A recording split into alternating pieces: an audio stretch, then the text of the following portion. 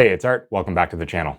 Understanding audio is obviously a very important part of the overall music production process, and what better way to begin our study or to deepen our knowledge of audio than by investigating the most fundamental and basic waveforms we have available to us. I'm talking about things like the sine wave, the triangle wave, the sawtooth wave, the square wave, and even the pulse/rectangle waves that we have available to us. These waves are often the basis of audio synthesis, and while we won't be going too deep into synthesis in this video, I'm just going to touch on it briefly because it's a very complex field. We will be having a look at these most basic waveforms and how they show up not only as audio signals that we can hear, but also in all of the other ways that they show up in audio technology and the music production process. We also won't be diving too deep into the rabbit hole that is the mathematics of these waves. I will add articles to my blog in the description box down below if you're interested in learning more about the technicalities. This video right here is more so about how they sound and how we can use them in our music production. So with that introduction, let's hop into the digital audio workstation and have a look at these most basic fundamental waveforms. All right, here we are inside of Logic Pro, and before we get started, let's discuss what a waveform actually is. So a waveform by itself is a graphical representation of the variation of a signal. In this case, we're talking about audio signals, and all audio files will have a waveform. For example, if I was to drag in this 12-bar blues bass riff and then zoom in on it here in the arrangement view within Logic, I'll hide that for now, bring this down. We can see, if we zoom in, that this is a mono track and this is its waveform. So we have positive amplitudes right here, we have negative amplitudes right here, and you can see that there is a little bit of similarities between these repeating waves right here. They aren't exactly mirrored, but they are quite similar. And then at the beginnings here, there are what we call transients, and those are the initial peaks that have a lot of harmonic information in them, and therefore the waveform at that point gets a little bit more complex. But you can see here that there are a lot of almost repeating patterns. Again, not completely, but it's this waveform in an audio signal that represents the bass guitar, and then when we play this back, it's effectively transduced from audio to sound, and we hear this. Now, the basic waveforms we will be discussing today are all periodic, meaning that their waveform will be repeated exactly time and time again. We can have a look at that by opening up our synthesizer. I'm going to be using Serum. You can use any synth that produces these or any oscillator that produces these. And you see here that I only have oscillator A going on right here. Again, we aren't going to get too deep into synthesis, but basic waveforms play a big role in synthesis. And if I was to record the output of Serum, we can toggle between all the basic waveforms or wave shapes that we will be discussing today, not only to get a better look at their waveforms themselves, but also to get a sense of what they all sound like before diving deeper. This is the sine wave. Here's the triangle wave. Here's the square wave. Here's the sawtooth wave. And here is a pulse wave with a quarter. So now let's have a look at the actual waveforms here. You'll notice that this is a stereo track, so we're going to have two identical waveforms because Serum is effectively outputting in mono. But we can see here that this is what a basic sine wave looks like. And if I open back up Serum, you can see that the waveforms are actually shown here in the wavetable. This is what we consider a wavetable synthesizer, and so we can actually sweep through a variety of different waves on this wavetable, hence the name. So going back to our view of the sine wave right here, you can see that it matches up with what we have going on in the actual recorded audio. Again, the left channel and the right channel are precisely the same. And we moved on to the triangle wave next. We can see how that looks in the basic shapes right here. And that's what it looks like in the audio file as well. I think it's quite obvious why this is called a triangle wave. Then over here we have our square wave, and you'll notice that it looks very square. If we have a look at what it looks like here, it almost seems like the square wave goes from its maximum negative directly to its maximum positive. You can see here in the actual waveform that that is not how it actually works. We'll get to that a little bit more when we talk about specifically these square waves, but you can see here again that these are identical between the two channels, and it looks like a square wave. Over here, sawtooth wave, here's another aptly named waveform, and you see that it looks like a seesaw. So this, like the square wave over here, kind of has that jump where it goes to a maximum negative and then right to its maximum positive. And you can see that perhaps less clear in this wave shape here because you don't actually see the jump point, but you see that it goes from here down here, and then repeats. And if we look out and scroll, you can see that these are exact repeats. These are all periodic waveforms. And finally, we had our quarter pulse right here. So you can see that it's actually, compared to what we see in here, the exact same in terms of the phase as what's being outputted from Serum. So by themselves, these waveforms often sound retro or 8-bit. That's because a lot of the early video game music that many of us are familiar with was largely reliant on these sounds. Again, they're very basic. It was relatively easy to program with these sounds on 8-bit cartridges, but there is so much more to these sounds than what initially meets the ear. All right, so let's start off with the basics of the basics, and that means the sine wave. So you can see that here in Serum. I have this sine wave right here. We can play this back at any note, for example, C, E, G, all the way up. That is a sine wave coming out of Serum. We can also get an oscillator to do the same thing. For example, I can open up the test oscillator, the stock one in Logic. I have this frequency set at 1000. We're going to revisit this in something cool later. But if I was to unmute this, we would hear a 1000 hertz sine wave. You may recognize that from broadcasting. Most basic synths and oscillators will allow us to get this sine wave. We can also get it from FM8, which is a frequency modulation synthesizer from Native Instruments. Here's what this sine wave sounds like. It should sound exactly like that from Serum, although a little bit quieter. We're going to hop back into frequency modulation in a moment, but I just wanted to give you a sense of what the sine wave sounds like. We can look at its characteristics. It is mirrored, so we can see that it is rounded and it is equally in the negative as it is in the positive when it is negative versus when it is positive. Again, it is repeating, so if we were to look back at this basic recording over here, we see that it is repeating over and over again. And the coolest part, in my opinion, about the sine wave is that it's only a single frequency. We can actually have a look over here at our analyzing plugins. First, the oscilloscope. We can see the sine wave right there. And then I have Voxengo span, and we can see that it is only a single frequency. So I'm going to play a C right here. It should be, I believe, 65 hertz. This will actually tell us up here what note we're at. So C2, sorry, is about 65 and a half hertz.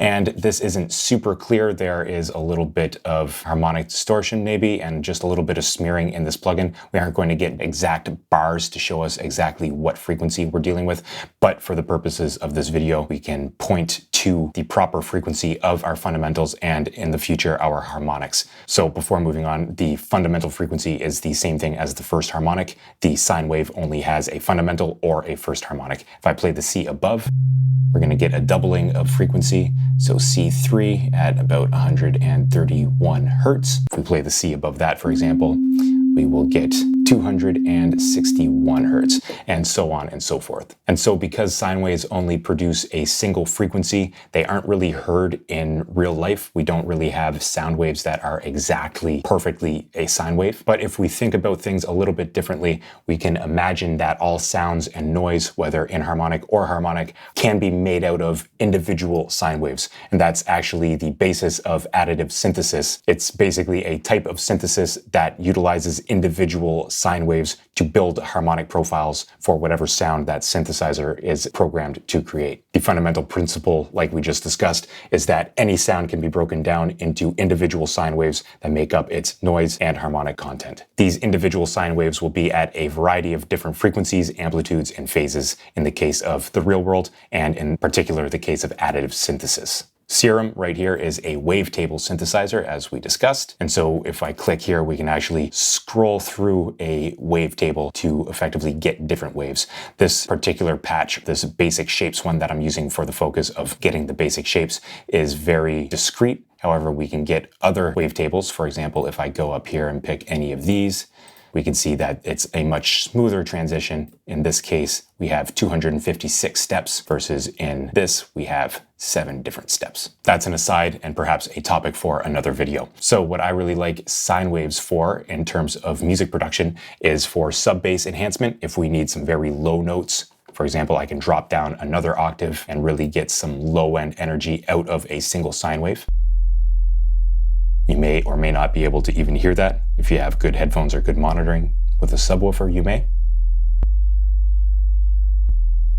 That is a low E coming in at 41 hertz. And so sine waves can be utilized in music production to get a lot of that sub-E energy that may otherwise be lacking. If, for example, the sub-bass energy is very muddied in our recordings, there's a lot of noise, we can actually high pass a lot of that, even the bass guitar or bass synthesizer, and then add in a single sine wave to get that low-end energy. Or we can utilize a sine wave as the bass element itself, which can be the case in certain electronic genres of music, for example. I also really like them for pads. For example, if I was to throw on maybe some chorus and reverb quickly, I could play a quick pad.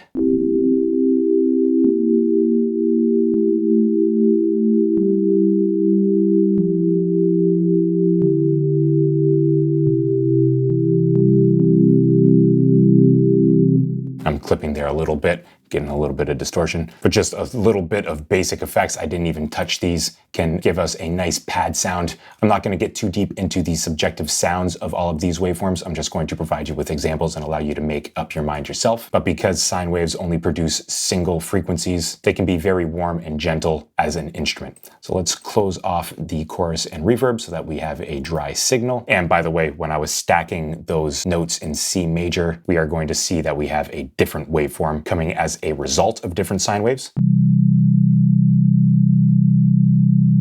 And so in this case, I just took a snapshot of what was going on in the output of, in this case, C, G, and E, C major triad in root position.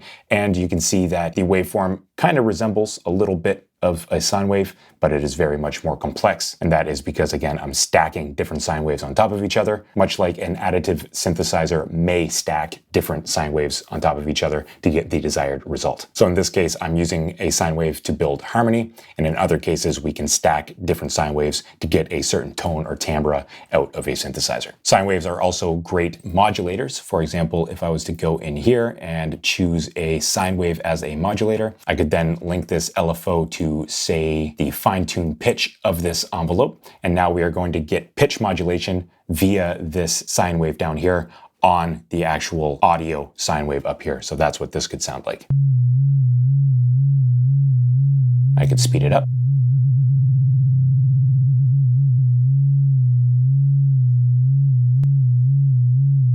And so the sine wave at a quarter note, according to the tempo of Logic Pro, which is 120 in this demo, is now being used to control the fine tuning of this oscillator that is being outputted from Serum. And it is going between -50 and +50 cents. So in other words, a full semitone of pitch modulation. We can also utilize sine waves in amplitude modulation. For example, if I go down here and open up the, let's say, Soundtoys Tremolator, we can actually choose a shape. Let's go up and choose the sine wave, and I'll actually get rid of this modulation within the synth so that we only have a solid note. And now we can have a tremolo, which is effectively an amplitude modulator, running a sine wave as an LFO and at a rhythm of an eighth note. Now you can hear that the amplitude is going up and down. We can slow it down, speed it up.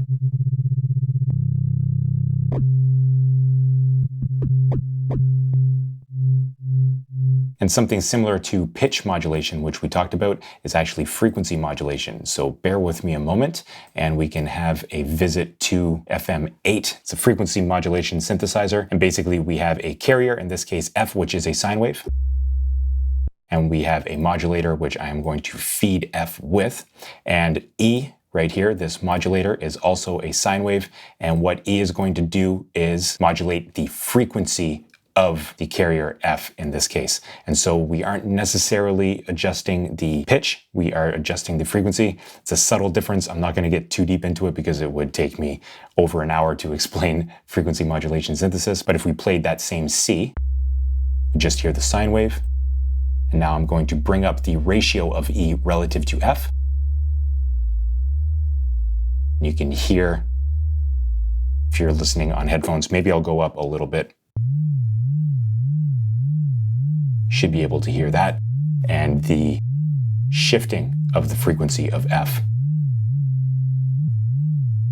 And as we increase the notes being played, or the bass frequency, we are going to increase the rate right here, because remember, it's a ratio and not a set LFO rate.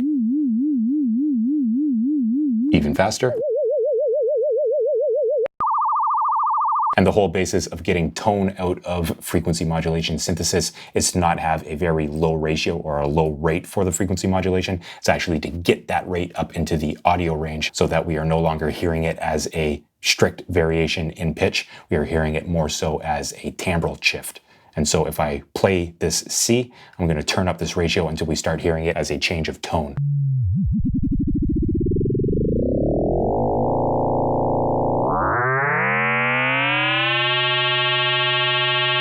And now if we were to have a look at the output oscilloscope, we would see indeed that we are very far away from being a sine wave. But just a few different ways of utilizing sine waves. Again, single frequency, super easy to use as a sound source and as a modulation source.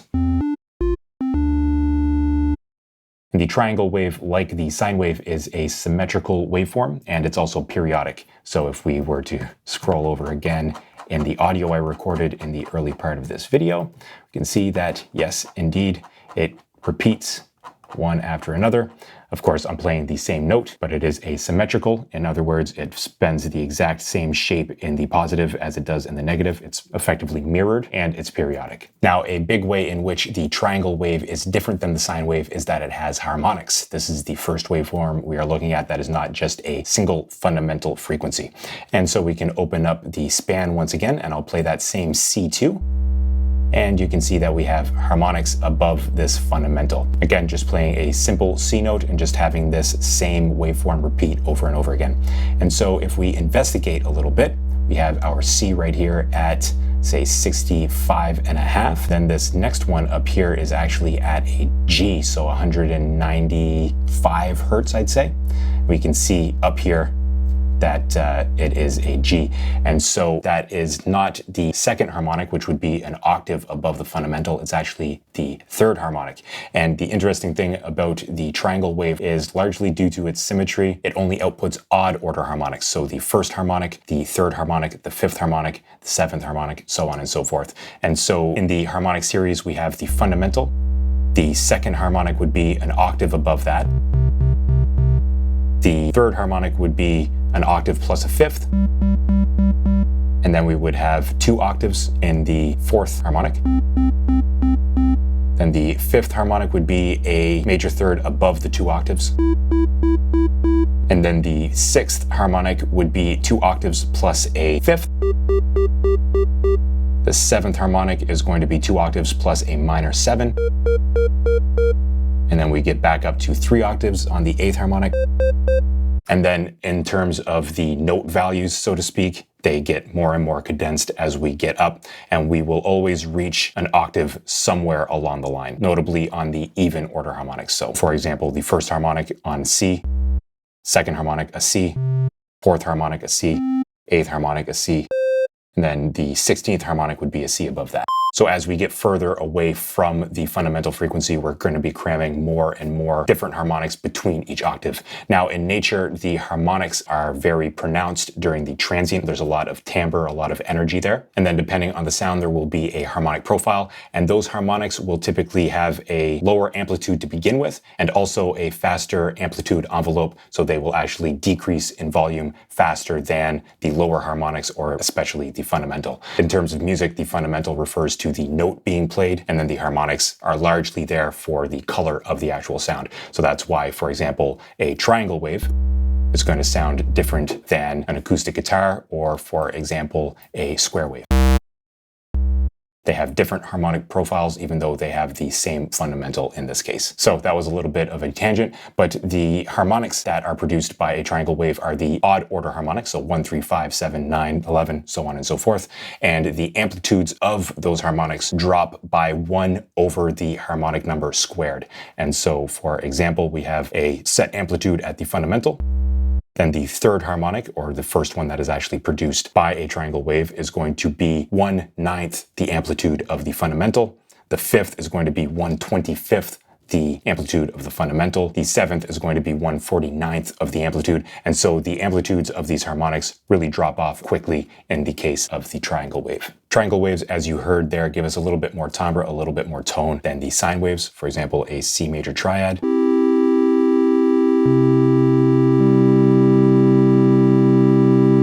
Versus playing that same thing in a sine wave.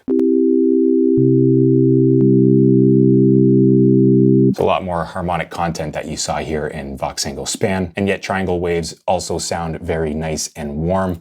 Don't often have to use any filters on them. They just sound nice and warm and subtle right out of the gate, although we can always opt for a especially low pass filter to kind of tame some of those high ends, if we wanted to. It's also a great tool for LFOs. For example, if I go to LFO right here, we have this triangle wave, and it's just a little bit more straightforward to understand the triangle. We have a single ramp going up and then that exact same ramp going down. Let's actually modulate the filter cutoff with this triangle LFO, and now we have something like this. You can speed it up.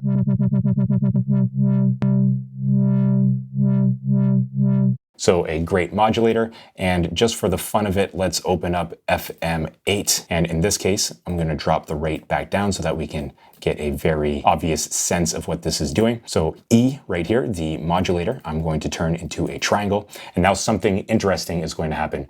You may think that because we're going up and then going down and then going back up again, we're going to get a changing in pitch that varies across time, going up and then back down and then back up and then back down. But the way that frequency modulation synthesis works is that we're actually going to be adjusting the frequencies of the carrier, in this case, this same sine wave, by the slope of the modulator. And so we only have 2 slopes. And so we're basically going to jump between 2 different pitches. So here is it with a very slow ratio. I'll bring this up.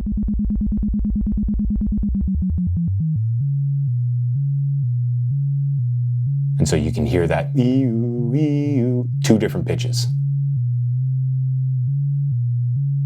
And then as we bring this up, we get more tone as we lose the sense that it's actually changing the pitch, and more so just adjusting the tone.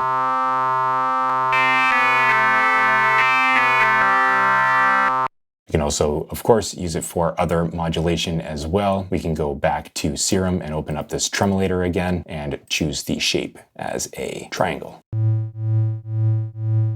So this is a triangle tremolator affecting a triangle wave out of Serum. You can hear the pumping of levels. Let's now move on to the square wave. This is where things start getting really interesting and really bright compared to the 2 first waveforms we had a look at. If we have a quick listen to the square wave without this tremolator, and you can see a lot happening right here.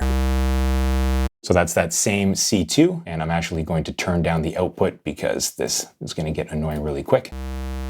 I'm going to see this same C2 at 65 hertz or so, and then we see that same 3rd, 5th, 7th, 9th. So the square wave, like the triangle wave, is going to produce only odd order harmonics. Again, it is a symmetrical waveform and it is periodic, and so it'll be producing odd order harmonics. You can see in the waveform itself that we have maximum negative amplitude and then a fast switch to maximum positive amplitude. This is otherwise known as a 50% duty cycle, where again, we are symmetrical, so we have an equal amount of time spent in the negatives as we do right here in the positives. We're going to touch on rectangular or pulse pulse wave signals in a moment, which are effectively something other than 50%, but the square wave is an interesting signal because it is 50% duty cycle and is therefore symmetrical in producing odd order harmonics. Now, I did mention a while ago that while it seems like there is an instantaneous jump from maximum negative to maximum positive and then back again, that is actually impossible to do in real electronics. It is possible in digital to go from one extreme to another instantaneously, but if we think about how sound actually works, there is going to be some amount of time as a waveform passes through a medium, let's say air. We aren't going to have air particles that are experiencing maximum rarefaction all of a sudden immediately experience maximum compression. It's just not how things work. We can also think about this in terms of a speaker cone. We aren't going to have that speaker be pushed all the way in and then instantaneously be pushed all the way out. There's going to be a little bit of a transitionary period. Now, this transitionary period in analog and digital square waves is going to be very fast. However, it is not instantaneous. I just wanted to point that out. If we do have an instantaneous jump, like let's say we forgot to crossfade an audio signal in a digital audio workstation that was peaking above 0, then that's where we get digital clips and pops in our speakers as they try to effectively be in two places at once. A minor detail, but I wanted to share that in this video as well. And so back to the odd order harmonics, we can play this back with this same C. And we can see and hear that it sounds quite a bit different than the triangle wave, even though it is playing the exact same harmonics. And so the big difference here in terms of the harmonics being produced is that the amplitude of the harmonics in a triangle wave, as we discussed, drop by 1 over n squared, or the inverse of the harmonic number squared, versus the square wave here, each harmonic drops in amplitude by simply the inverse of the harmonic number. And so, for example, the third harmonic that is being produced is only going to be a third of the level of the fundamental. The fifth harmonic that's produced is going to be 1/5 the level of the fundamental. The seventh harmonic being produced is going to be 1/7 of the level of the original fundamental frequency amplitude. And so if I go back to this square wave right here, it sounds really bright, it sounds really harsh almost, and I really like actually utilizing a filter with these types of high harmonic energy waveforms. So there is with a filter, I can bring that up and introduce all of those harmonics. Now, in theory, a square wave should produce these harmonics to infinity. However, we can only hear up to 20,000 hertz, if that, and they are often filtered off somewhere either within the digital system itself or within the synthesizer. But that is another thing to note. One thing I should mention about these flat tops right here is that the more we clip a signal, the more it's going to act like a square wave. And so hard clipping especially, but any clipping in general that shaves off the tops and the bottoms of a waveform is going to introduce odd order harmonics because it is making it more symmetrical and more like a square wave. And so to test this out and show you what I'm talking about, let us bring in my go-to clipping plugin, the Sir Audio Tools standard clip. And let's actually duplicate this channel. So we have 2 serums now. I'm going to turn off the standard clip here. This serum without the clip is going to be a square wave. This serum right here with the clipping, I'm going to turn back into a sine wave. Okay, so we have our sine wave. You can see it here. And we have our square wave. So sine wave, you can see it there, square wave. And now if I bring in the standard clip that is acting upon the sine wave, I can bring down the clipping threshold until we start getting clipping. And you can see here in the oscilloscope that I'm starting to shave off the tops and bottoms. You can see here that I'm getting more now than just the original single fundamental frequency. And in particular, I'm getting, this is again the C, getting the third harmonic, 5th, 7th, 9th, and you can see the 11th and 13th starting to pop up there. The more I clip, the more like a square wave that becomes. If I bring up the gain, you can see that I get less and less time as the maximum minimum change between this waveform. And there, I'm really getting a lot of clipping, and it's really starting to shape up like a square wave right here. So to reference, this is going to be quite a bit louder. And now the sine wave that has been heavily clipped, square wave, sine wave. And so I'm a big fan of distorting my sub bass and my bass elements, particularly 808s, and I'll often utilize sounds that have a lot of sine wave energy. However, alternatively, I could choose sounds that have more of a square waveform and get some of that harmonic content in the mid-range, thereby making the track or the sound a bit more present in the mix. Before moving on to the next waveform, the sawtooth wave, I quickly want to go over what I was stating earlier about additive synthesis and how individual sine waves can be utilized to basically make any sound that we would like. So right here we have a test oscillator. This is the 1000 hertz sine wave that we had listened to a while ago. Then I also have a 1000 hertz square wave right here. We can see it right here in the oscilloscope. And we can hear that it has a lot of harmonic content. Let's actually open up Span and have a look at this right here as well. Again, the 1000 hertz square wave. And I'm going to keep these low so that we don't go insane by listening to them, but I just want to prove a point here. Now I'm going to utilize these tracks right here, which all have sine waves at a variety of different frequencies. So I have this 1000 hertz. Next up, I have 3000 hertz, or the third harmonic. Next after that, I have the fifth harmonic at 5000 hertz. You can see the frequencies right here. And I'm just stacking all of these. I'll actually open them all just to prove my point. 9000, or the ninth harmonic. Here's 13, I skipped 11. 11,000, you can see all these frequencies right here. 17, and it seems I skipped over 19, 15 right here. And so I have all of these individual sine waves, but it's important that I have them at the proper level. And so I used the equation. I'm not going to get too deep into the math here, but the decibel difference, in order to get a fraction of the amplitude of the fundamental, I used the equation dB equals 20 multiplied by logarithm 10 of the volume I want, or the fraction of the fundamental amplitude that I want, over the amplitude of the fundamental itself. And so that led me to the third harmonic being around negative 9.6, the fifth being negative 14, seventh being negative 16.9, seventh being negative 19.1, and then negative 20.2, negative 22.3, negative 23.6, negative 27.4, negative 25.6. And so let's stack these on top of each other, starting with the fundamental sine wave. You see the sine wave right there, individual frequency. Let's bring in that third harmonic. See that the waveform is starting to change. Fifth harmonic, seventh, ninth, 11th, 13th, 15th, 17th, 19th. Refresh the oscilloscope right here, and you can see that we are effectively at a square wave. So I can now mute this bus, which I have all of these being bussed to, bus 20, just so that I can mute them all at the same time very easily. Here is the 1000 hertz test oscillator in a square wave. And here is it produced by single sine waves. A little bit quieter if I bring that up. So here is the square wave test tone. And here is the effective additive synthesis of a square wave utilizing sine wave. It's a beautiful thing. All right, we are getting through all of these basic waveforms. If you're finding this video insightful and useful thus far, I would encourage you to hit that like button. It really helps out small channels like this in the YouTube algorithm. I would greatly appreciate that.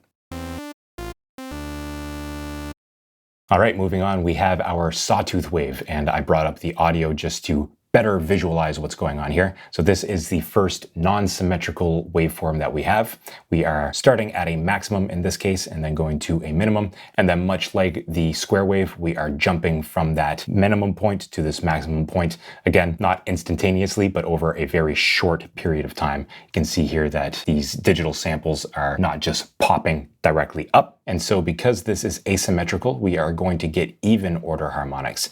And whenever you are learning about distortion, I do plan on going into great detail in a future video on distortion and saturation. Whenever you have asymmetrical stuff going on in your waveform in terms of distortion, it tends to produce even order harmonics. So second, fourth, sixth, eighth, 10th, and so on. And then when you have more symmetrical style distortion, like what we saw when we were clipping the sine wave to make it act more like a square wave, you get more of those odd odd order harmonics. And so as we can expect, if we look at the spectrograph and play that same C2 with now a sawtooth wave, we are going to get some even order harmonics and some odd order harmonics. So we have our original C right here. You can see the waveform right here, definitely a sawtooth. And then we have doubling of that C, so at C3, 132 hertz, second harmonic, third, fourth, fifth, sixth, seventh, eighth. So we have all of the harmonics present in a sawtooth wave. And that is what makes the sawtooth such a colorful and bright sound. It's got a whole bunch of harmonic richness by default in the sound that it produces. And so the amplitudes of these harmonics are much like the aforementioned square wave, where they are decreasing by a rate of 1 over n. And so the second harmonic will be half the amplitude of the original fundamental amplitude. Third harmonic will be a third. Fourth harmonic will be a fourth. But unlike the square wave, we actually get those even order harmonics. So it sounds fatter, more rich. Now, personally, as an instrument in music production, particularly my own music, the sawtooth wave is the one that I use the most out of all of these basic waveforms. Because of its sonic richness, I'll often utilize a filter just to bring down some of that high-end energy. You can see that the filter is actually changing the output signal.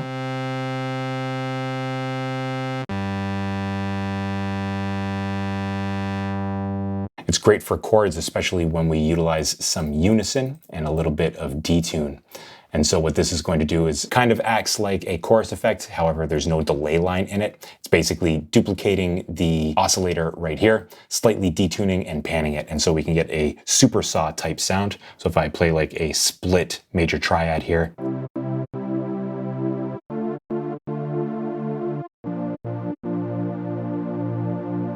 and I can bring up this filter to really get the full brilliance of these upper harmonics.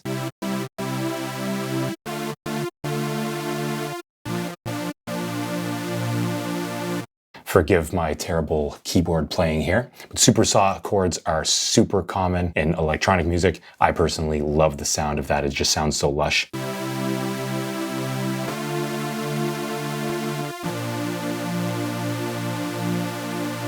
By the way, I use a lot of quantization when I play MIDI. I'm a guitarist, not a keyboardist. That's my excuse anyway. But another reason I really like utilizing sawtooths is for bass elements. If I bring this down an octave, I can get a lot of that sub energy while also getting a lot of presence and a lot of crunch. And I will often run a sawtooth through a bunch of different effects. For example, I really like running it through a guitar amp. I'm not going to set that up right now, but I could run it through a neural DSP plugin. I really like the Archetype Nolly, great amp simulation plugin. And so a sawtooth running through effectively a guitar amp.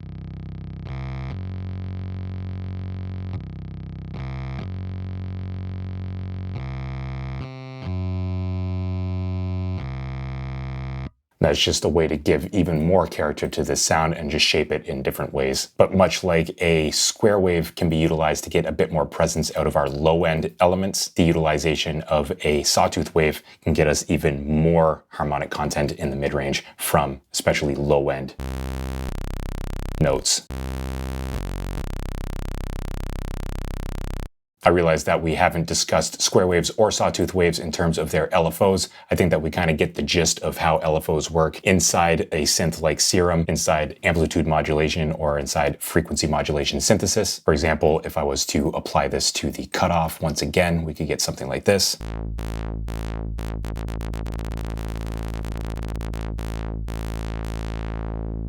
But I think that we get the point at this point in the video. I'm going to try to speed things up a little bit and talk about our last waveform.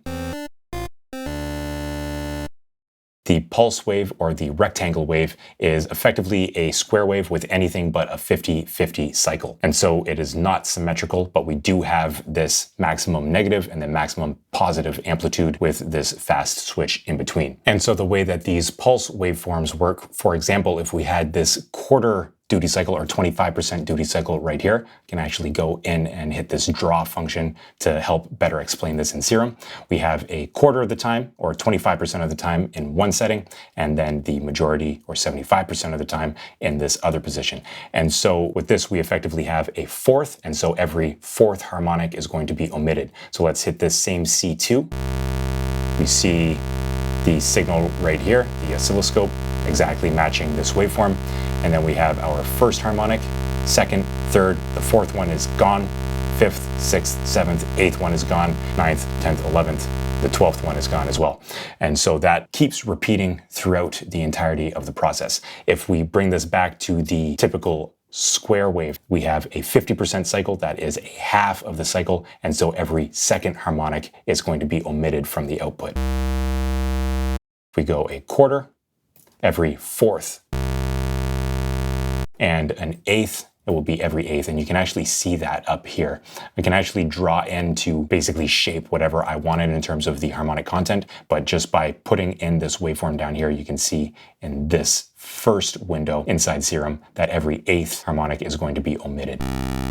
And you can see that here as well. First, second, third, fourth, fifth, sixth, seventh, eighth one is gone, and you have another 7 here, following one is gone, and these dips, and you can see the waveform right here. And so these are just different waveforms that we can utilize either as audio or as modulation sources within our music production. An interesting thing does happen, however, when the duty cycle doesn't correspond to a non-unit fraction or a fraction with a 1 on the top and a whole number on the bottom. These rectangle waves are a little bit more difficult to define unless we do a proper Fourier transform, but we can have a look at the difference between, say, a 1/8 versus a 3/8 waveform and kind of draw some conclusions from that. And so I have the 3/8 drawn in station 5 and then the 1/8 drawn in number 6 down here.